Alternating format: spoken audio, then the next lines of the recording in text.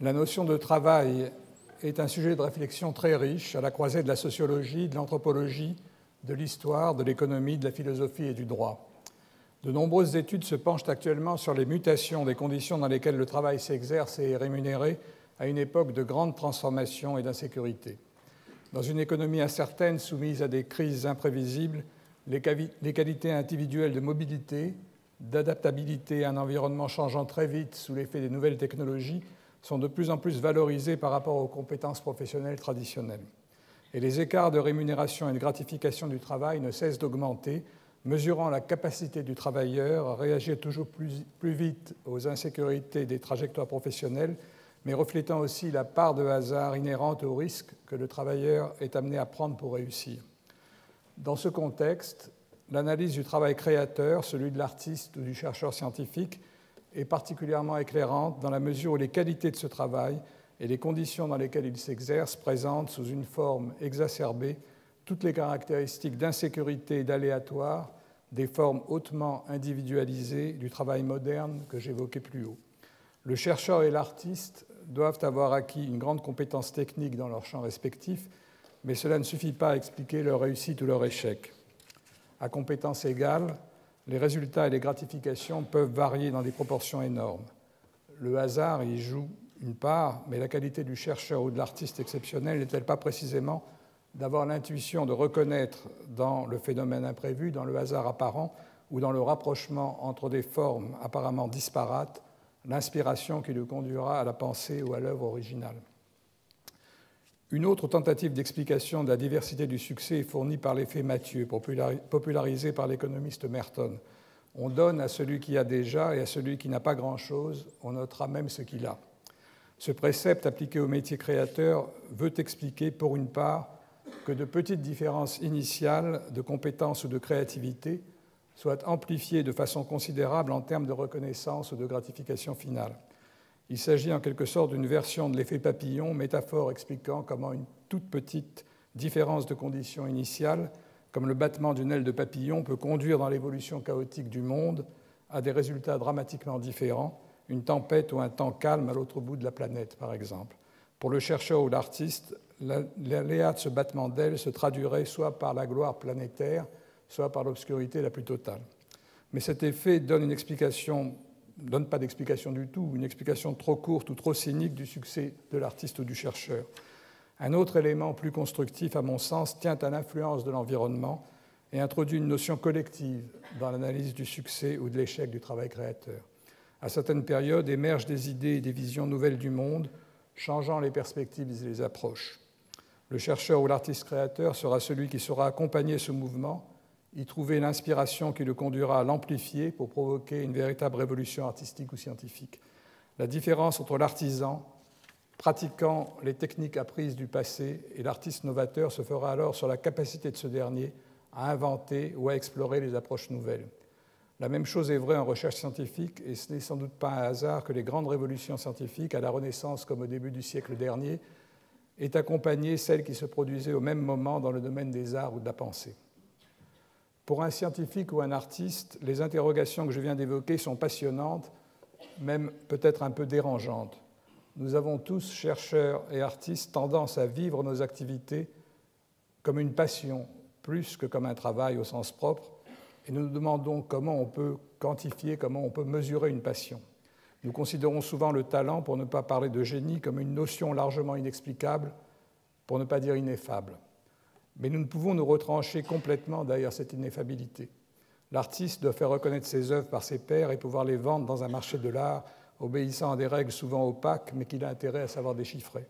Le chercheur doit se soumettre à une évaluation permanente pour justifier son salaire, mais aussi pour obtenir les crédits dont il a besoin pour ses recherches. Et ces activités, scientifiques comme artistiques, se mènent dans un monde global où les enjeux financiers du marché des publications et de la communication deviennent de plus en plus importants dans un contexte de compétition internationale de plus en plus exacerbé. Pierre-Michel Minguer, qui inaugure aujourd'hui sa chaire intitulée « Sociologie du travail créateur », étudie en profondeur les questions complexes et passionnantes que je viens d'évoquer. À travers des analyses très fines, qui à première vue s'intéressent à un domaine restreint et particulier du marché du travail, il étend ses réflexions à un champ bien plus vaste qui concerne toutes les formes modernes du travail, tendant de plus en plus à valoriser l'individualisme dans ce qui relève d'une économie des singularités. Le travail de l'artiste ou du scientifique constitue en quelque sorte un modèle idéal à partir duquel une réflexion plus générale sur les formes modernes du travail peut se développer. Le parcours de Pierre-Michel Menger explique pour une part l'intérêt précoce qu'il a manifesté pour son champ de recherche. Excellent élève, passionné depuis son plus jeune âge par la musique, il a, à la suite d'études brillantes en Lorraine et en Alsace, intégré l'École normale supérieure en 1973 et passé l'agrégation de philosophie en 1975. Poussé par sa passion, il s'est ensuite intéressé dans son travail doctoral à la création musicale savante et à la cascade des innovations esthétiques de l'après-guerre en France et en Europe. Cela l'a conduit à analyser la trajectoire biographique, la formation, la carrière professionnelle et les positions esthétiques des compositeurs français vivants dans un contexte économique et institutionnel.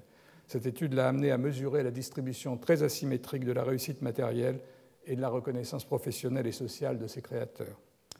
Entré au CNRS en 1981, il y a accompli ensuite toute sa carrière jusqu'à son élection au Collège de France, en ajoutant depuis 1994 à ses activités la fonction de directeur d'études à l'EHESS. Pour résumer ses recherches, je citerai son présentateur au Collège de France, Pierre Rosanvallon, qui a écrit « Pierre-Michel Menger a orienté sa recherche vers une analyse systématique de la notion de travail créateur, visant à englober sous ce vocable l'ensemble des activités menées dans un contexte d'incertitude sur les conditions de production d'un résultat autant que sur la valeur relative de ces résultats ou des biens produits. » J'ajouterai que Pierre-Michel Menger a exposé les conclusions de ses travaux dans des livres largement reconnus en France et à l'étranger, dont je ne citerai que deux, Portrait de l'artiste en travailleur, métamorphose du capitalisme, publié en 2003, Le travail créateur, s'accomplir dans l'incertain, publié en 2009. Pierre-Michel Menger, je suis heureux maintenant de vous donner la parole pour que vous nous présentiez votre leçon inaugurale intitulée « La différence, la concurrence et la disproportion ». Merci. Merci.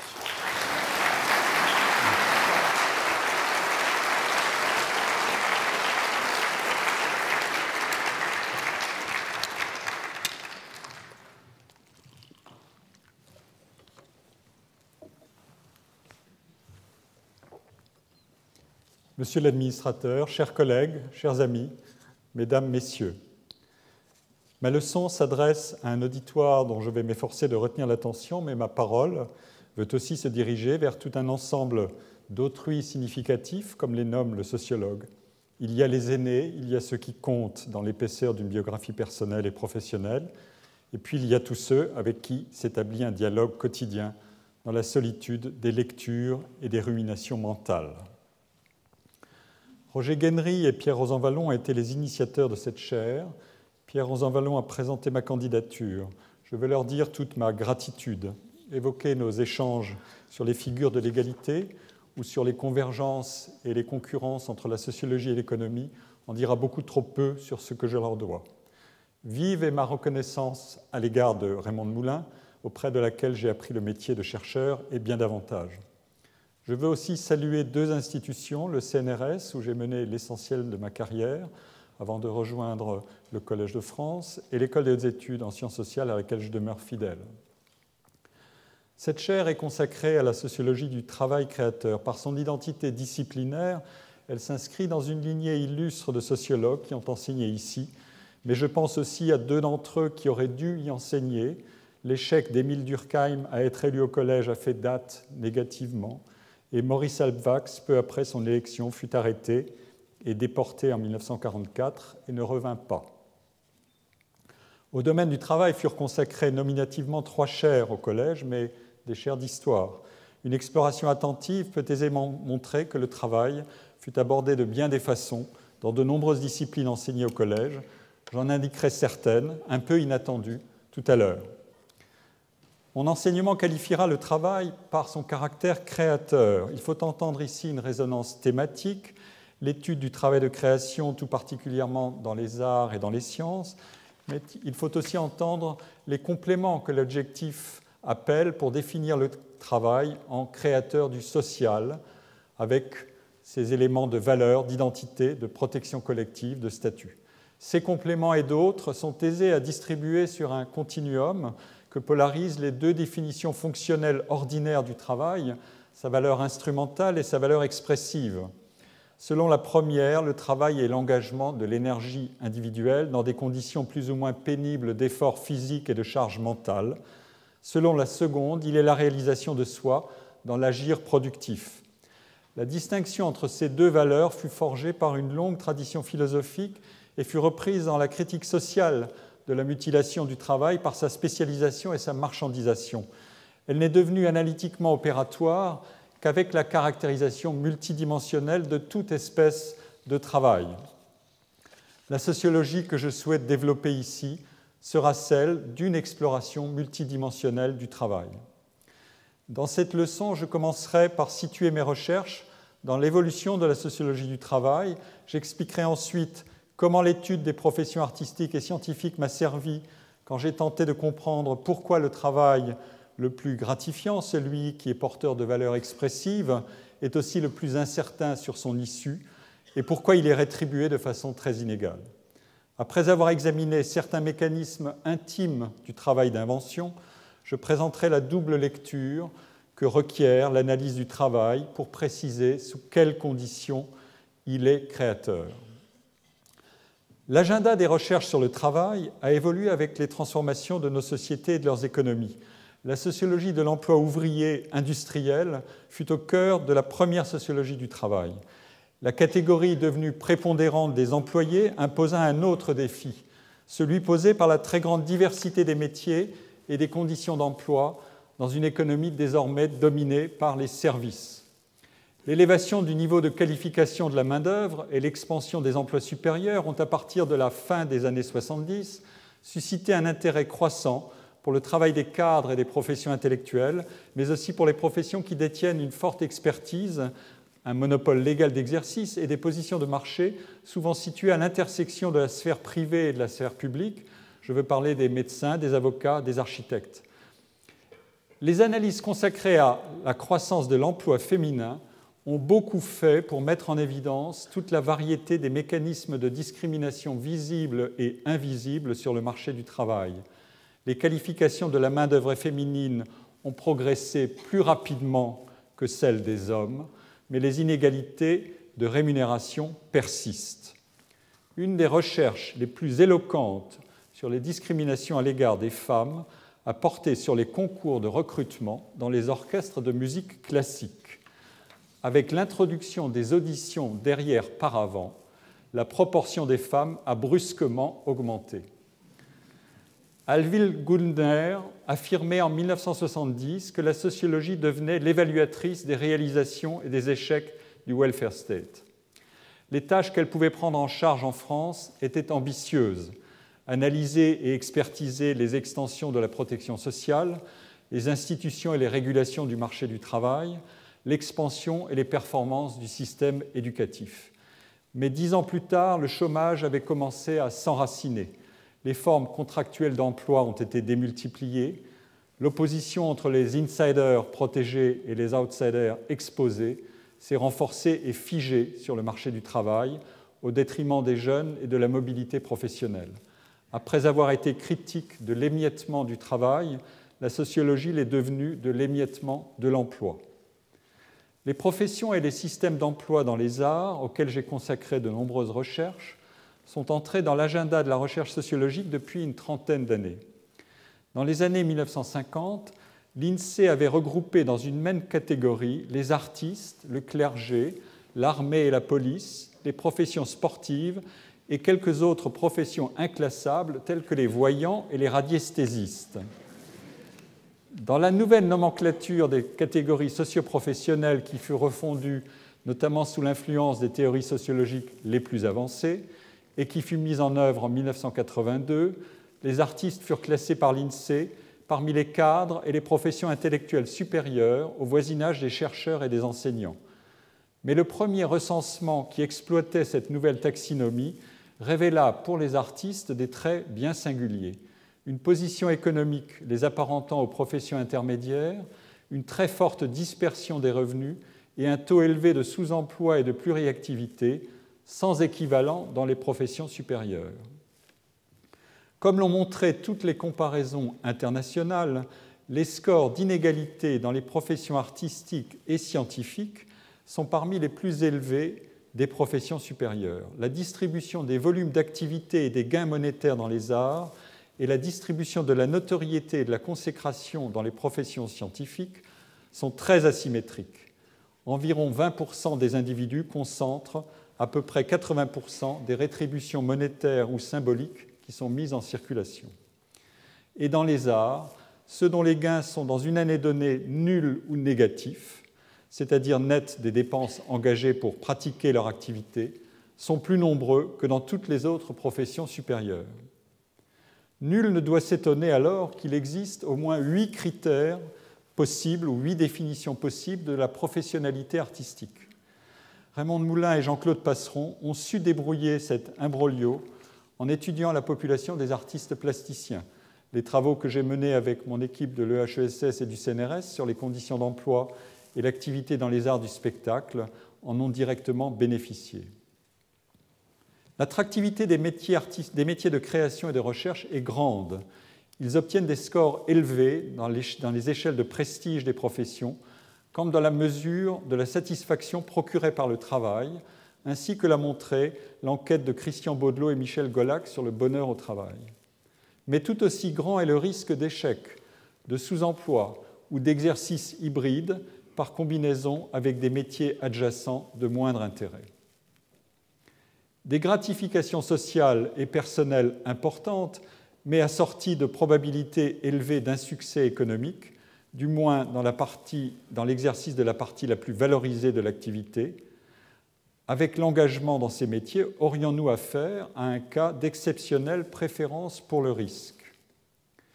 Pour répondre, nous disposons de l'argument de la double rémunération du travail. Je veux parler de sa composante monétaire, le revenu, et de sa composante non monétaire, les gratifications personnelles, psychiques et sociales attachées à l'exercice d'un travail stimulant, non simplement prescrit et peu routinier. L'analyse du double prix du travail est enracinée dans l'histoire. D'Aristote à Hannah Arendt et au-delà, il s'est agi de faire varier la valeur du travail avec ses degrés d'utilité directe ou indirecte et avec ses chances certaines ou incertaines d'accomplissement. La double sémantique du travail l'exprime bien, qui oppose le labeur à l'œuvre, le fardeau à la réalisation. L'argument avait permis à Durkheim de voir dans l'art une heureuse incarnation de la valeur civilisatrice des activités non assignées à des fins instrumentales et non traitées selon les lois habituelles de l'économie marchande, même si le même Durkheim se méfiait beaucoup de l'intempérance individualiste des artistes et de l'hédonisme contagieux que leur imagination excessive pourrait déclencher dans la société. Max Weber soulignait la rationalité de ce qu'il appelait le comportement anti-économique des artistes, seul à pouvoir, selon lui, garantir l'exercice charismatique de l'activité et le déploiement de l'inventivité.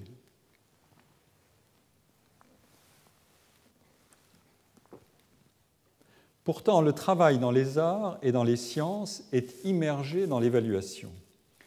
Le jugement, la comparaison et l'attribution différentielle de valeur sont les ressorts de l'allocation des emplois et des ressources et de l'organisation des carrières. La concurrence est omniprésente. Dans son dernier cours au Collège de France, qu'il a consacré à la science, Pierre Bourdieu a beaucoup insisté sur le contrôle qu'exercent les scientifiques sur leur activité en recourant au mécanisme de la concurrence interne. Une comparaison avec les arts doit faire apparaître de considérables différences, puisque pour les arts, il faut tenir compte du pouvoir des entrepreneurs et des intermédiaires et de leurs multiples moyens d'influencer les préférences des publics, jusqu'à exacerber la sensibilité individuelle et collective aux différences de qualité et d'originalité. Et l'objectivation de la valeur n'y appelle pas la certification et la cumulativité des résultats, comme dans les sciences. Mais dans les arts comme dans les sciences, la concurrence constitue un ressort de professionnalisation. La réputation personnelle est fondée sur la somme vérifiable des réalisations accomplies et créditées et sur ce qu'elles promettent pour l'avenir.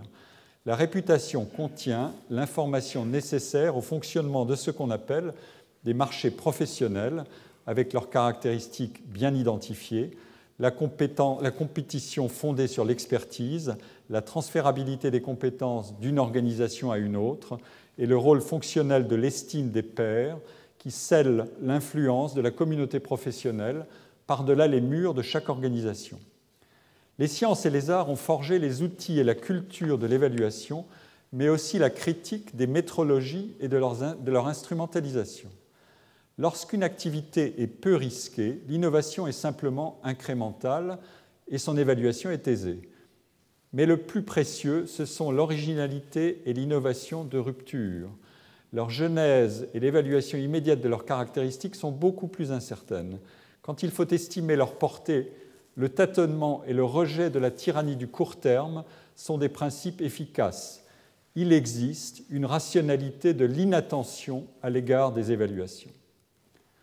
Le fait que dans les activités de création, le travail de chacun est enchâssé dans un réseau et un enchaînement de projets collectifs complique son évaluation. Cette production collective doit pouvoir être décomposée en contributions individualisées, en génériques de noms et en listes de signataires de publications et d'œuvres.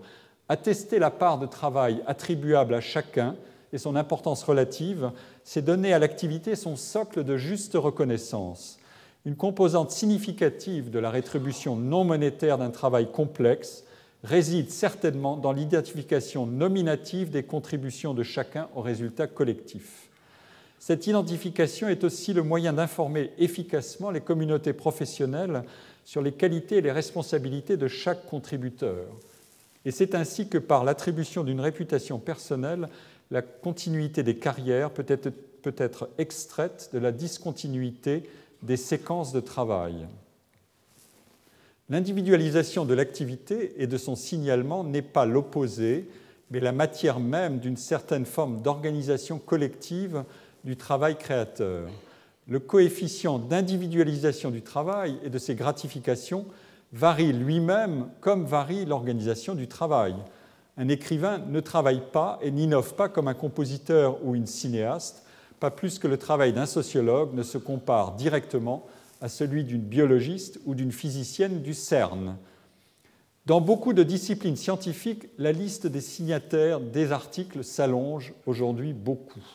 Les métiers se diversifient, les spécialités sont de plus en plus finement divisées et le volume des collaborations dans le travail augmente. Sans forcer les rapprochements, on observe une tendance analogue pour les génériques de films qui sont beaucoup plus détaillés qu'autrefois, notamment, mais pas uniquement, parce que les budgets et les équipes sont plus importants.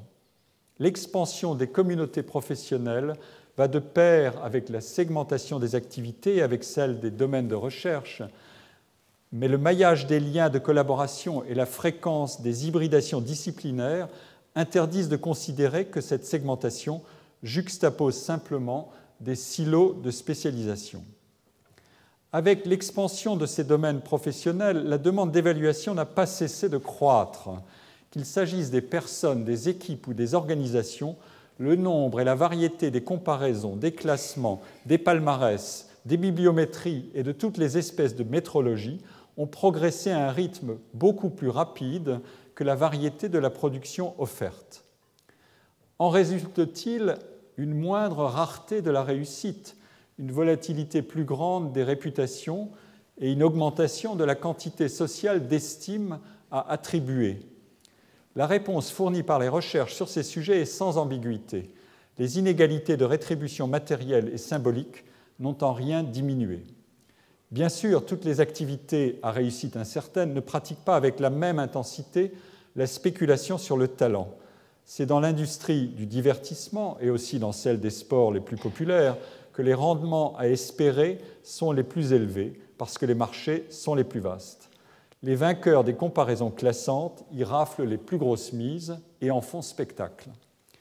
Mais les activités créatrices les moins industrialisées ont leur propre dispositif de consécration.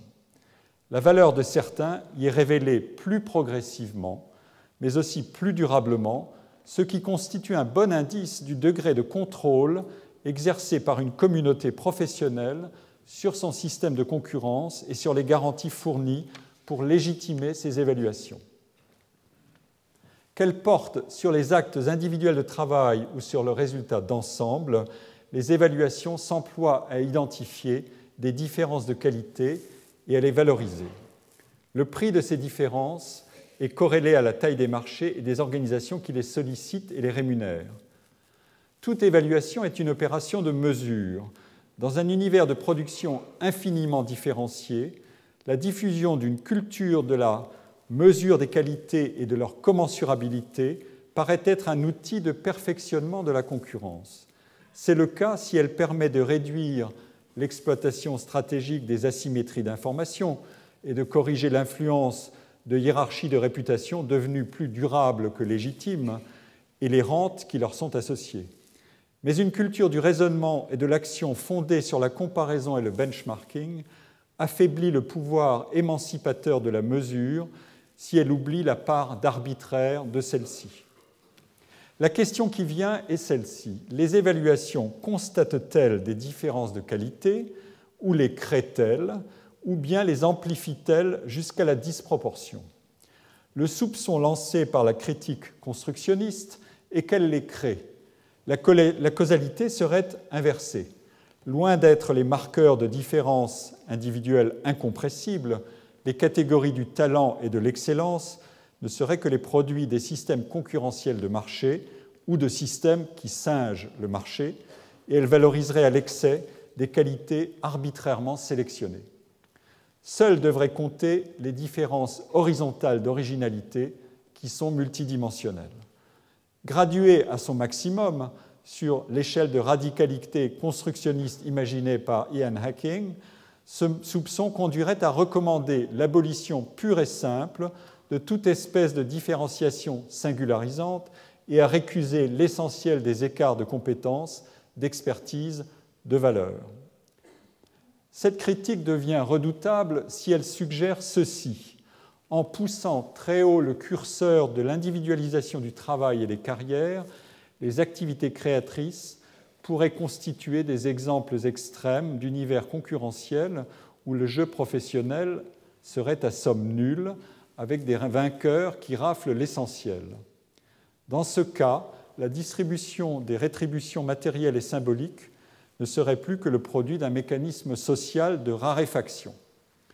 Jean-Paul Sartre a défini la rareté comme l'unité négative de la multiplicité des hommes, alors que la relation humaine fondamentale est la réciprocité, c'est-à-dire la reconnaissance de l'autre comme liberté et comme projet.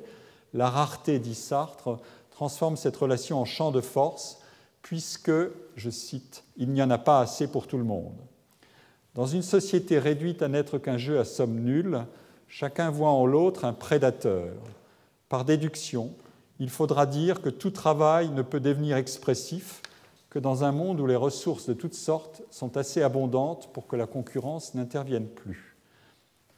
Ainsi radicalisée, la critique constructionniste sépare et oppose ce que pourtant les métiers de création associent de singulière façon.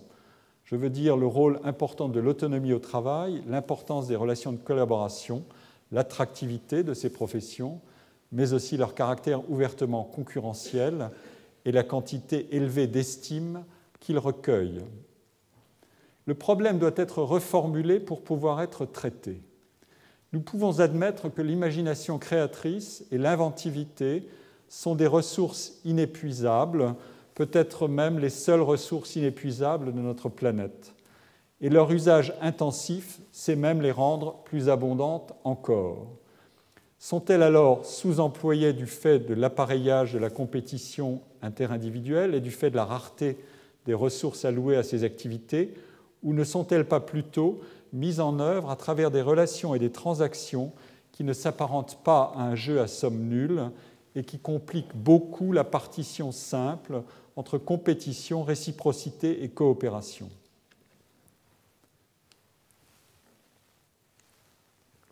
L'un des défis adressés aux sciences sociales est de rendre compte, à l'aide d'un même modèle explicatif, du prestige social de ces activités, des trajectoires divergentes d'accomplissement professionnel et de la dispersion élevée des rétributions, monétaires ou non.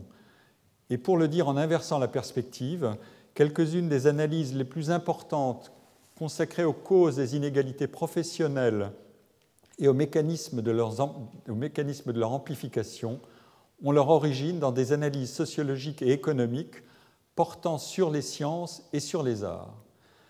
Il existe un autre défi complémentaire. Comment expliquer que de telles inégalités soient mieux tolérées que pour d'autres mondes professionnels et même dans certains cas puissamment consacrés comme des formes légitimes de signalement et de rétribution de la qualité? Est-ce en raison de l'incertitude intrinsèque du jeu professionnel ou en raison de l'existence d'une double monnaie de rétribution ou en raison des épreuves faiblement contestables d'objectivation de la valeur personnelle? Ces problèmes pèsent un bon poids et je vais commencer à les explorer maintenant. Dans l'analyse de la rémunération du travail, le raisonnement factoriel en termes de capital humain n'explique généralement qu'entre un tiers et la moitié des écarts. Pour ce qui concerne les professions qui m'occupent, ces modèles explicatifs s'ajustent encore beaucoup plus mal, notamment en raison des différences internes à ces professions. Les écarts de gains ou de notoriété peuvent atteindre des niveaux considérables, même entre deux professionnels dotés de la même formation et de la même quantité d'expérience professionnelle. Faut-il, pour expliquer le choix de telles professions, invoquer alors mécaniquement les gratifications non monétaires pour les faire agir comme des compléments parfaitement égalisateurs qui compensent le manque à gagner pécuniaire? Dans ce cas, les revenus non monétaires, ou les gratifications psychiques du travail créateur, devraient être distribués à l'inverse exact des revenus monétaires. Mais voilà qui finirait par justifier toutes les précarités. Les écrivains romantiques avaient inventé le « qui perd gagne », c'est-à-dire des gratifications psychiques provisoirement substituées aux revenus et même seules garantes possibles de lointains succès futurs, puisque, disait-il, le désintéressement protégerait la créativité de la corruption. Mais le problème pratique de la rémunération immédiate du travail était bien loin. Une manière de poursuivre le raisonnement factoriel est d'introduire une variable d'hétérogénéité individuelle. Celle-ci désigne les déterminants latents ou sous-jacents de la valeur individuelle. Le problème est bien connu dans les analyses du rendement de l'éducation et il consiste à identifier ce qu'on appelle des biais d'endogénéité. Non seulement la longueur et l'orientation des études dépendent des ressources des individus, mais la qualité des séquences successives d'apprentissage agit cumulativement tout à la fois pour modeler la préférence pour un type et un niveau d'études et pour augmenter ou diminuer le rendement de l'investissement éducatif. L'hétérogénéité individuelle contient les diverses caractéristiques déterminantes de l'origine sociale, mais aussi des marqueurs d'individuation et de contexte. Dans le cas des différences de rémunération du travail, l'argument de l'hétérogénéité peut être formulé ainsi. Les individus sont initialement détenteurs de capacités qu'ils développent inégalement en fonction des chances d'activation qui leur sont procurées par leur socialisation initiale, par les multiples appuis à l'investissement individuel et collectif dans l'éducation et par le pouvoir formateur de tout l'environnement quotidien extrascolaire. Et leurs préférences diffèrent, quels que soient les mécanismes de formation de celles-ci, ce qui peut expliquer par exemple la sensibilité variable aux dimensions non monétaires de la rétribution d'un travail. Le résultat visible et mesurable, c'est une gamme de savoirs et de dispositions comportementales dont l'efficacité augmente si l'appariement professionnel est de bonne qualité. Mais ce qui fait la substance de l'individuation, autrement dit tout ce qui résulte des multiples facteurs de différenciation, n'est pas entièrement détecté ni activé. L'argument de la capacité ou de l'aptitude intervient ici. La gamme des qualifications détenues par un individu est une réalisation parmi d'autres possibles de la somme des qualités que l'individu pourrait mettre en œuvre. C'est notamment ce que contient dans l'outillage d'évaluation du travail la sémantique des compétences. Les sociologues du travail, quand ils ont réagi aux thèses sur la déqualification du travail ouvrier, ont depuis longtemps insisté sur des compétences tacites qu'engagent même les actes les plus ordinaires de travail, mais qui ne sont pas reconnus à leur prix. En somme, l'individu est plus grand et plus divers que ce que contiennent les savoirs qu'il a acquis et fait certifier et qu'il est payé pour engager dans un travail. Des écarts disproportionnés de trajectoire professionnelle peuvent se constituer à partir de l'interaction entre deux ensembles de facteurs pourtant distribués symétriquement tous les deux, celui des qualités individuelles et celui des chances de développement de ces qualités. Les tentatives sont incessantes pour chercher à identifier les capacités et pour les développer. Dans les professions supérieures, c'est la recherche fiévreuse de ce qu'on nomme le talent. Ce terme sert à agréger en une grandeur mystérieuse, mais au nom évocateur, une diversité de traits et de qualités dont l'inventaire est très instable. L'introduction et la diffusion du vocabulaire du talent dans le monde des entreprises depuis une quinzaine d'années servent à désigner un mélange de savoir et d'aptitude qui n'est pas identifiable autrement que par des opérations de mise en comparaison des individus afin que puisse être extrait tout ce qui est potentiel chez ces individus. L'étude du travail créateur fournit de bons outils pour déchiffrer ce que signifie l'hétérogénéité individuelle. Commençons par dire qu'il y a deux manières de manquer la cible. Le raisonnement en jeu à somme nulle que j'évoquais à l'instant insiste sur le caractère exclusivement destructeur de la compétition, mais il doit alors aussi récuser toutes les formes de domination que la compétition met elle-même à mal. La seule solution est d'invoquer un monde dans lequel il n'y aurait plus de prix à attribuer aux différences individuelles, mais plus non plus de gains à espérer des échanges interindividuels. La deuxième façon de manquer la cible est la tautologie essentialiste. La preuve des différences individuelles est sous nos yeux dans la valeur exceptionnelle du travail de certains, que nous pouvons apprécier et admirer. L'argument ne va pas beaucoup plus loin, sinon pour ajouter qu'il convient de supprimer tous les obstacles mis à l'expression des talents afin de libérer leur fameux potentiel. Je veux insister sur une autre approche qui conduit à introduire un fort coefficient de variabilité dans l'activité d'invention. Il s'agit de décomposer le travail en séquences aux propriétés bien différentes. Mais si cette approche demeure exclusivement centrée sur les ressources et le comportement de l'individu seul, elle a d'abord un intérêt heuristique. Le sociologue peut prendre la main s'il exploite l'argument pour peupler la scène du travail d'invention. Examinons d'abord l'argument, puis nous préciserons le cadre sociologique qui est nécessaire à son enrichissement. Avant que prolifèrent depuis quelques 40 ans les recherches les plus diverses sur la créativité, avec leur cumulativité incertaine, de nombreux essais de caractérisation psychologique de l'imagination créatrice et du travail d'invention scientifique ont vu le jour depuis la fin du XIXe siècle, comme celles de Helmholtz, de Ribot, de Souriau, de Pollan, de Poincaré, de Wallace, puis un peu plus tard de Hadamard, de Simon ou de Campbell. Ces recherches décrivent généralement la succession des phases conscientes, infraconscientes et inconscientes du travail. Une population d'idées et d'hypothèses est constituée, puis elle est soumise à une multiplication d'épreuves, d'essais-erreurs ou de collisions par rapprochement et association imprévisibles. Le résultat est passé au crible pour détecter ce qu'il est prometteur d'exploiter et de conserver, et beaucoup plus souvent ce qui doit être rejeté. Selon la formulation de Donald Campbell, les activités créatrices requièrent un travail intensif d'accumulation de matériaux, un mécanisme générateur de variations dans les associations, combinaisons et recombinaisons d'idées, un processus de sélection et un mécanisme de préservation et de reproduction des variations sélectionnées.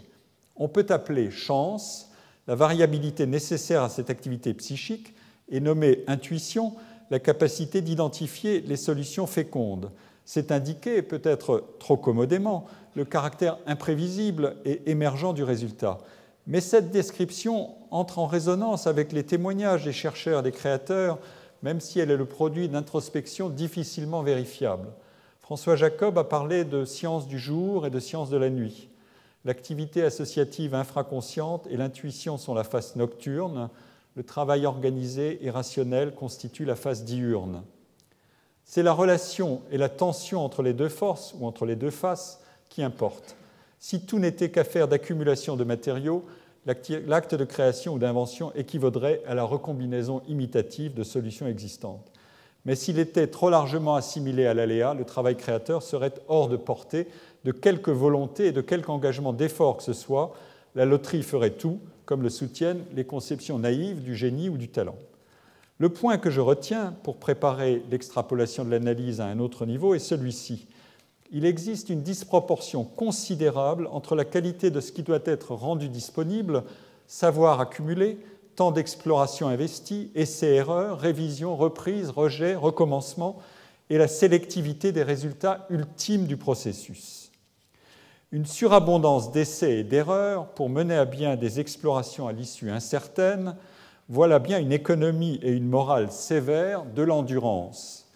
Paul Valéry énonçait ainsi la comptabilité négative du labeur créateur. Le travail sévère en littérature est mesuré par le nombre des refus, la quantité des solutions que l'on rejette. Et, doit-on ajouter, au risque d'une excessive et stérilisante autocritique. Dans l'insistance ou même dans la coquetterie qu'ont mise les écrivains à se dépeindre en artisans ou en ouvriers de chambre à partir du XIXe siècle, Roland Barthes a, lui, vu une justification de la valeur travail qui devait légitimer le prix d'une activité désormais fondée sur la recherche systématique de l'originalité et de la nouveauté. C'est souligner combien le couple travail-incertitude importe. Ce couple active en quelque sorte une rationalité indirecte. Dans une activité mal assurée de ses chances de réussite, la réussite sera obtenue de manière essentiellement dérivée, selon l'argument de Jon Elster. Loin de nous confiner dans la description d'une succession d'états, les recherches psychologiques et cognitives sur le travail créateur nous invitent à enrichir notre conception de l'action. Gilles Gaston Granger a forgé une stylistique pour explorer la production scientifique comme un travail et pour la rapprocher sur maints points de la création artistique. L'individuation y est le résultat en quelque sorte stéréoscopique d'une multiplicité de structurations concurrentes simultanément possibles. Nous voici introduits à la dynamique des activités qui contiennent, en raison même de leur teneur en inventivité, de multiples cheminements possibles, non pas seulement au point d'origine, mais dans son cours même. L'argumentation qu'on peut retrouver chez Merleau-Ponty ou tout autant dans la philosophie pragmatique d'un John Dewey disent en somme ceci: les caractères d'imprévisibilité, d'incertitude, de jeu et de surprise qui sont associés à la variabilité dans le cours du travail doivent demeurer en tension avec les mécanismes de contrôle progressif qui dessinent l'arc d'une réalisation et avec les routines issues d'apprentissages précédents. En réalisant que le cheminement de leur travail n'est pas entièrement déchiffrable, les créateurs peuvent vouloir conserver les traces multiples du processus pour chercher à le comprendre, pour en réviser le résultat, mais aussi pour puiser dans le réservoir des possibilités inexploitées. J'examinerai cette question dans l'un de mes cours pour répondre à une question d'apparence anodine: comment s'y prend-on pour achever une œuvre ou pour ne pas l'achever? Pour montrer ce que la sociologie peut extraire de telles analyses, un cadre théorique est nécessaire qui permette d'analyser le travail comme un système d'action et qui permette de configurer l'environnement de l'action dans les mêmes termes. La scène du travail créateur, trop centrée jusqu'ici sur l'individu, se peuplera rapidement à partir de là. La réalité sociale peut être conçue comme un système de relations. Chaque entité porte l'empreinte de ses relations avec son environnement. Une part considérable de cet environnement n'est que la persistance ou la reproduction d'états antérieurs, mais une partie varie à partir de recombinaisons incessantes des relations entre toutes les unités significatives du champ d'action. Les situations dans lesquelles l'action se déploie sont formées comme des dosages changeants de stabilité et de variabilité. Si l'action s'établit dans un système de relations, l'interaction en constitue la pierre angulaire. La substance relationnelle de l'action individuelle est alors définie par la perspective que chacun prend sur le comportement d'autrui et sur les conclusions à en tirer pour orienter son propre comportement et ses décisions dans l'action conjointe. Les relations dans l'interaction peuvent être symétriques, c'est l'alliance, ou asymétriques, la réciprocité qui n'est pas assurée de se consolider, ou antisymétriques, la domination. L'environnement de l'acteur est défini en termes homologues. Quand il n'y a pas la reproduction de l'état antérieur, l'action cesse de s'y ajuster de façon automatique et routinière. Si l'environnement varie, il peut alors être défini comme une somme de situations possibles dont la réalisation dépend d'événements qui peuvent advenir sans mon intervention ou d'événements qui ne surviennent qu'en raison de mes initiatives. Ainsi, dans l'activité professionnelle, prendre des risques ou au contraire choisir des cas simples à résoudre ou encore apprendre les différentes facettes d'un métier et déterminer sur lesquelles se concentrer et lesquelles pouvoir déléguer, c'est faire tout ensemble l'expérience de la contingence et de la variabilité des situations de travail et celle des routines organisationnelles. Nous pouvons alors procéder à une double lecture du travail. Les métiers se distinguent par des graduations de complexité, de responsabilité et par des différences de rémunération. Les mécanismes de stratification mettent en jeu des niveaux de compétences, des étendues de contrôle et des capacités de monopolisation de certains domaines d'exercice des compétences. Mais cette lecture du travail ne suffit pas. Dans une conception complémentaire, l'environnement avec lequel interagit un individu est décomposable lui-même en relations diversement récurrentes et prévisibles. Et l'activité est décomposable en un ensemble de tâches et de composantes qui leur sont associées. Ces tâches et leurs interactions sont différemment sollicitées dans l'environnement où elles s'exercent. Qualifier en termes probabilistes ces réalités épaisses que sont les professions et les organisations est, je crois, un principe heuristique efficace. Examinons la partie de la distribution des métiers où la variabilité du travail est la plus importante. La maîtrise d'une tâche varie assurément avec sa complexité, mais aussi avec la probabilité de l'exercer dans une gamme de situations diverses. La fréquence d'exercice d'une tâche complexe et son potentiel formateur sont déterminés par le taux de succès antérieur de l'individu ou de l'équipe et par la qualité des partenaires de travail. Un mécanisme d'apprentissage et d'avantages cumulatifs peut se déclencher qui amplifie des écarts d'expertise et d'habileté. Le déploiement des capacités individuelles dépend en somme d'une combinaison variable de facteurs. Quelles compétences les tâches à faire sollicitent-elles et développent-elles? Qui sont mes partenaires de travail? Comment réagit le destinataire de mon activité? Que font les concurrents? Cette variabilité interdit d'adopter une vision simple de la distribution des capacités au sein d'un groupe professionnel. L'accumulation personnelle d'expériences professionnelles compte, mais les chances et les profils d'accumulation de cette expérience créent des différences. Cette perspective processuelle et relationnelle débouche sur une caractérisation des emplois et des métiers comme des ensembles de tâches, de routines, d'aléas, de solutions à inventer sur le tas, de risques et d'épreuves d'incertitude à gérer individuellement et collectivement. Elle part de la dimension horizontale des relations interindividuelles, avec ses éléments de coopération, de conflit et d'apprentissage réciproque, pour enrichir l'analyse de la structure des rapports sociaux. Si je demande quelles sont mes chances d'obtenir un travail, je vais faire apparaître le pouvoir prédictif de la formation et du diplôme avec la caractérisation des emplois dont ils sont la colonne vertébrale.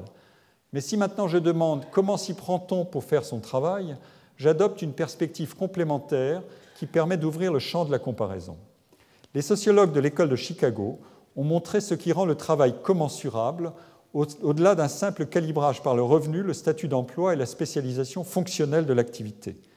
Qu'ont donc en commun toutes ces professions qu'ils ont étudiées? Les concierges, les ferrailleurs, les entrepreneurs de pompes funèbres, les chauffeurs de taxi, les rabbins, les instituteurs, les musiciens de jazz, les psychiatres hospitaliers, les ostéopathes, les cadres administratifs, les pharmaciens, les secrétaires, les avocats et les médecins.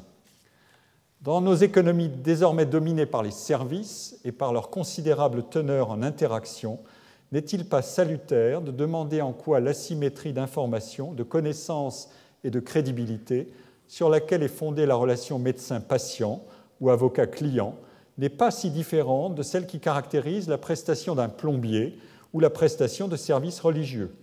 En suspendant les hiérarchies de crédibilité et de prestige des différents métiers, nous avons accès à toute une dynamique des processus sociaux dont l'analyse complète l'approche verticale par les qualifications et par les chances de gain.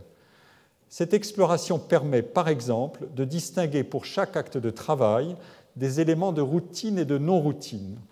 Nous pouvons procéder à une cotation des diverses tâches réunies dans une activité selon les exigences cognitives, émotionnelles et physiques qu'elles comportent, selon leur caractère gratifiant, lassant, rebutant ou pénible, et selon la variété et la flexibilité des routines qu'elles sollicitent. Cette décomposition analytique du travail permet d'enquêter sur l'exposition des métiers aux effets des innovations technologiques et à la globalisation des marchés du travail. Une telle perspective n'est pas nouvelle, mais elle a gagné en importance dans l'agenda des recherches sociologiques et économiques sur le travail. Certaines tâches sont directement complémentaires des évolutions technologiques et en bénéficient beaucoup. D'autres tâches, tout en étant réalisées par des travailleurs moyennement ou fortement qualifiés, sont constituées d'un ensemble peu flexible de routines et elles sont donc automatisables et les métiers dont elles étaient le cœur disparaissent quand les outils techniques les absorbent. D'autres tâches encore sont sous-traitées ou délocalisées en fonction de la compétition locale ou internationale par le prix du travail. Et d'autres, enfin, diversement qualifiées, ne seront pas exposées à la substitution technologique ou à la compétition par les prix. Il en va ainsi d'une partie des services personnels ou des activités artisanales qui ont depuis longtemps intéressé les sociologues, notamment quand elles étaient vues depuis la rive de la critique sociale du travail émietté. L'étude de la polarisation actuelle des emplois et des rémunérations du travail révèle un affaissement au centre de la distribution. La notion de classe moyenne, agrégat statistique, devient une zone de centrifugation des qualités du travail au contact des cascades d'innovation technologique et organisationnelle. De la sociologie des professions telles que l'ont renouvelé des sociologues comme Hughes, Stinchcombe, Becker ou Abbott, nous vient un autre apport. Il s'agit d'analyser la dynamique de recomposition incessante des métiers par agrégation et désagrégation de tâches. Une profession évolue si elle parvient à déléguer les tâches routinisables à une profession moins enviable ou à l'inverse, si elle parvient à faire reconnaître les compétences qu'exige l'exercice de tâches exigeantes, ou encore si elle parvient à concurrencer des professions supérieures en captant des tâches que celles-ci ont antérieurement monopolisées. Les tâches qu'une profession entend se réserver ne lui sont après tout attachées par aucun lien absolu et permanent de nécessité. Entre la gynécologue, la sage-femme, l'infirmière et l'aide-soignant, une délégation en cascade de tâches de soins aux malades est organisée, mais dont la géométrie est mouvante. La caractérisation analytique du travail explique aussi pourquoi la valeur formatrice des actes de travail varie considérablement. Un travail est non seulement qualifié, mais qualificateur. L'argument de la variabilité et du risque intervient ici pour définir un équilibre. D'un côté, exercer un métier enviable offre souvent la capacité de choisir les cas et les problèmes à traiter pour maximiser le potentiel formateur du travail en diminuant la routine. De l'autre, il faut maintenir une intensité de pratique suffisante et donc entretenir une virtuosité de routine pour diminuer les risques d'erreur. La routine a aussi sa valeur protectrice. L'une des grandes leçons de la sociologie du travail apparaît, qui a été trop oubliée depuis que tout l'appareillage de l'évaluation du travail et des travailleurs a imposé ses objectifs et suscité ses controverses. Plutôt que d'identifier simplement les facteurs de la réussite et de la performance dans le travail, il faut aussi comprendre ce que nous apprennent le risque d'échec, le tâtonnement par essai et erreur et l'aléa générateur d'initiatives incertaines et de décisions rectifiables. On comprendra mieux comment le travail individuel est enchâssé dans un ensemble de dispositifs collectifs destinés à gérer les erreurs, les fluctuations de performance et à convertir certaines marges de manœuvre en ressources pour l'action plutôt qu'en défaillances nuisibles à l'organisation. En situation de travail, chacun doit pouvoir assumer ses responsabilités, mais aussi pouvoir sauver la face, en prenant à sa charge certains risques non transférables et en déléguant légitimement d'autres. Le propre de l'immersion du travail dans les relations d'échange et de réciprocité est de placer chaque individu dans une cascade d'interpolations incessantes. Le décalage entre mon urgence de client et le traitement routinier de ma demande par le professionnel est celui que dans une situation inversée, je ferai ressentir à autrui quand j'aurai à répondre à sa demande pour ma compétence et mon attention. L'intercompréhension exige la multiplication des perspectives sans que les relations d'interdépendance abolissent les différences de position. Ce qui est banal et dérisoire pour moi, pour autrui, peut être vital ou décisif pour moi. La demande de sens dans le travail ne se conçoit pas hors de ces interpolations. Nous disposons ainsi de deux lectures complémentaires du monde du travail. Une lecture verticale situe les individus dans un cumul de différences et d'inégalités, d'expertise, d'autorité, de crédibilité, de pouvoir social, de rémunération. Dans sa forme la plus séparatrice, cette lecture oppose le labeur à l'ouvrage, le travail à valeur instrumentale et le travail à valeur expressive. Dans une conception relationnelle du travail, la dignité de la personne émerge de l'interchangeabilité des perspectives. Savoir se mettre à la place d'autrui est une mécanique infraconsciente, essentiellement immergée dans des routines comportementales et cognitives, et elle ne fait surface que lorsque le déroulement de la situation est problématique. C'est cette substance relationnelle qui est le ciment des rapports de réciprocité. Le recours à cette dimension de réciprocité me rapproche ici des travaux de Pierre Rosanvallon sur l'égalité. Les deux lectures, verticale et horizontale, sont-elles antinomiques? Je les crois complémentaires, car il s'agit de décomposer le travail afin d'identifier les conditions facilitatrices de l'action coordonnée, sans verser dans la vision irénique d'un monde dépourvu de gravitation sociale. Tel que je l'évoquais plus haut, la description du travail d'invention, par son découpage en phases ou en épaisseur nocturne et diurne, est aisée à relier à la décomposition analytique du travail que je viens de vous exposer. Reprenons brièvement les phases. Acquérir, inventorier et exploiter les connaissances disponibles sont des activités normales, des routines nécessaires du travail de recherche. En revanche, l'activité plus énigmatique qu'on nomme le travail de l'imagination productrice désigne la part de variabilité et d'imprévisibilité d'un processus qui n'est pas programmable. Enfin, la phase de contrôle et d'exploitation stabilisatrice des solutions retenues relève, elle, de compétences dont l'efficacité s'élève avec le taux de réussite du travail imaginatif, mais aussi avec la qualité des partenaires de travail qui agissent eux-mêmes comme des cribles inventifs. L'expérience qu'on acquiert dans l'exercice de ce travail augmente l'attention à l'égard de ces phases sans jamais abolir la conscience de l'incertitude du processus. Ce que nous apprend l'organisation de l'activité dans les arts et dans les sciences, c'est à expliquer comment la surabondance des idées, des intuitions, des qualités, des ambitions et des réalisations proposées est une affaire de démographie professionnelle et pourquoi l'identification des solutions fécondes engendre des différences disproportionnées de réussite et de réputation. Mais elle nous apprend aussi pourquoi l'échange avec autrui est une ressource indispensable et un foyer d'alliance et de réciprocité avant d'être un champ de compétition. Mon approche du travail consiste donc à montrer que les mêmes mécanismes sont à l'œuvre aux différents niveaux d'analyse. C'est une sociologie fractale, si à la manière d'Andrew Abbott, je veux donner une image de mon entreprise de réduction de la complexité. Examinons la relation entre la démographie des professions et la distribution des qualités individuelles qui y sont recherchées. Il est des métiers dans lesquels la distribution des compétences est normale ou gaussienne. Les individus compétents savent exercer les tâches requises. Quant au travail remarquable de certains, si appréciable soit-il, il n'aura pas d'effet proportionné sur la réussite de l'organisation. C'est surtout la performance désastreuse qui pourra dérégler la mécanique de cette interdépendance fonctionnelle des activités. Pour un pilote de ligne, poser son avion à l'heure ou provoquer un atterrissage chaotique sont deux performances aux conséquences très asymétriques pour les passagers comme pour la compagnie. Dans une seconde catégorie d'activités, la situation est très différente. La valeur de certains travailleurs agit multiplicativement sur le résultat d'ensemble, ou pour le dire autrement, leur contribution à la réussite du projet ou de l'organisation est plus que proportionnelle à ce qui fait la différence entre leurs qualités et les qualités de leurs partenaires de travail. Les activités de création artistique et de recherche scientifique appartiennent à cette seconde catégorie. Et leur démographie professionnelle est essentiellement déséquilibrée, car les qualités qui font la valeur distinctive d'un individu ne sont pas décelables de façon simple et certaine, au-delà du socle commun des qualifications initiales. L'attractivité de ces métiers tient à leur contenu moins routinier et à leur capacité de singulariser les contributions individuelles au résultat d'ensemble. Mais que savons-nous des qualités individuelles tant recherchées dans ces métiers?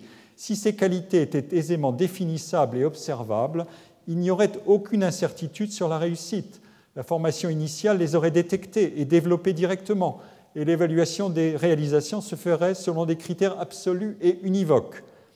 Comment donc détecter ces qualités pour les développer? Eh bien, par des comparaisons relatives qui font émerger des réputations.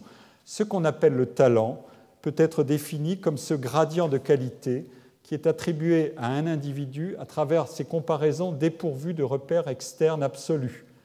La difficulté de définir le talent vient de ce qu'il est tout simplement une qualité purement différentielle.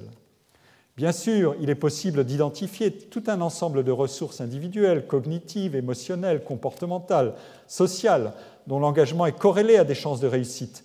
Mais c'est surtout la combinaison de ces ressources qui importe. Or, la formule de leur dosage en des combinaisons optimales est trop variable pour être mesurable avec certitude. Les individus sont renseignés au départ sur leurs qualités et ils doivent apprendre progressivement comment traiter les informations que leur fournissent les mises en comparaison de leur travail avec celui d'autrui. Mais que valent au juste ces procédures d'évaluation comparative? Elles sont d'autant moins parfaites que le dosage prometteur des qualités individuelles est malaisé à définir et à calibrer. Robert Merton supposait que le hasard pouvait très bien être à l'origine de différences considérables de carrière, mais la succession des séquences de travail diminue l'importance des facteurs d'aléa et peut agir comme un principe juste. Une carrière est plus qu'un succès instantané. Le résultat est qu'en situation d'incertitude sur la qualité des individus, de leur réalisation et de leur potentiel, il est rationnel de recourir à un excès d'œuvre, à un excès de connaissances produites, et rationnel aussi de faire agir des mécanismes de professionnalisation fondés sur une multiplicité de projets. Certains individus se signalent rapidement, mais peut-être pas durablement, d'autres poursuivent, d'autres encore se distribuent sur la variété des métiers adjacents ou se réorientent en ayant fait le bilan du mismatching. Suis-je revenu à l'argument de la compétition destructrice et du jeu social à somme nulle où certains raflent tout? Le travail de création et d'invention agit en réalité plus subtilement. La variété illimitée des projets est une condition de possibilité de la nouveauté et elle se nourrit de la densité des échanges au sein des communautés professionnelles. C'est ici qu'apparaît un socle de réciprocité indispensable à l'accroissement de l'inventivité. C'est la sollicitation permanente des liens de collaboration, de mentorat, de parrainage, de dons et de contre-dons. Il faut aussi compter sur la plasticité comportementale des individus pour activer une diversité de rôles dans des environnements changeants. Sans elle, la variabilité des expériences de travail sera trop limitée ou alors elle sera impossible à maîtriser. La diversité des rôles sert à équilibrer le risque et la sécurité dans l'activité, comme je l'ai montré dans des recherches sur les carrières artistiques. En sciences, chaque chercheur est une matrice de liens internes et externes à son organisation, et chaque équipe entre dans des relations de collaboration et d'intensité et de récurrence variables avec un réseau de partenaires. Une science originale du travail scientifique en équipe et en réseau se développe. Elle démontre combien les interactions, les échanges et les collaborations sont de subtils mélanges de coopération, de concurrence et de transmission, et comment la réciprocité s'inscrit dans ces réseaux d'équilibre. Elle démontre aussi que les relations d'échange et de collaboration se structurent par un mécanisme d'appariement ou d'attachement préférentiel. Les individus ou les équipes se cooptent sur la base de ce que leurs qualités identifiables laissent espérer de bon pour la collaboration. Ce mécanisme agit comme un amplificateur des chances d'accumuler des compétences et des savoirs nouveaux quand les collaborations sont réussies. Les chances de l'inventivité s'élèvent ou s'abaissent en fonction de la qualité de cet environnement. C'est une écologie sociale du travail avec sa densité et sa plasticité. L'argument des appariements ne débouche pas ipso facto sur une stratification rigide des mondes professionnels. Il peut être optimal pour un individu de s'engager dans un projet avec des partenaires moins expérimentés ou moins spécialisés que lui, parce que le projet paraît plus novateur, plus risqué et plus formateur que des collaborations prévisibles, et parce que la diversité de l'équipe apportera plus que son homogénéité. Sans cette dynamique, on ne comprendrait pas comment les carrières sont couplées à l'innovation, ni comment la diversité peut s'introduire dans un système stratifié. L'écologie de l'inventivité n'est pas celle de la concentration oligopolistique. Mais sans l'analyse des structurations à valeur multiplicative, on ne comprendrait pas les mécanismes de cooptation. L'innovation est et doit savoir rester capillaire, qu'il s'agisse des arts, des sciences ou de l'entrepreneuriat. L'industrie du classement l'ignore. Enfin, pour que les individus et les communautés professionnelles puissent s'engager dans le jeu risqué de l'invention, ils doivent disposer de moyens efficaces pour gérer les incertitudes d'emploi et de carrière. Sans ces moyens, les bénéfices collectifs d'une économie de la différenciation et du risque seraient introuvables. Mécanismes de redistribution, production de garanties statutaires et de protection collective, financement public, recherche d'équilibre tolérable entre le contrôle et l'autonomie au sein des organisations, voilà des moyens habituels pour renforcer les liens de solidarité et de mutuelle dépendance au cœur même des champs de force concurrentiels du monde du travail. Mais il existe aussi des moyens moins visibles que la décomposition analytique du travail fait apparaître. Le travail de création et d'invention ne serait pas socialement viable si les métiers n'étaient pas structurés pour absorber une partie des risques d'échec.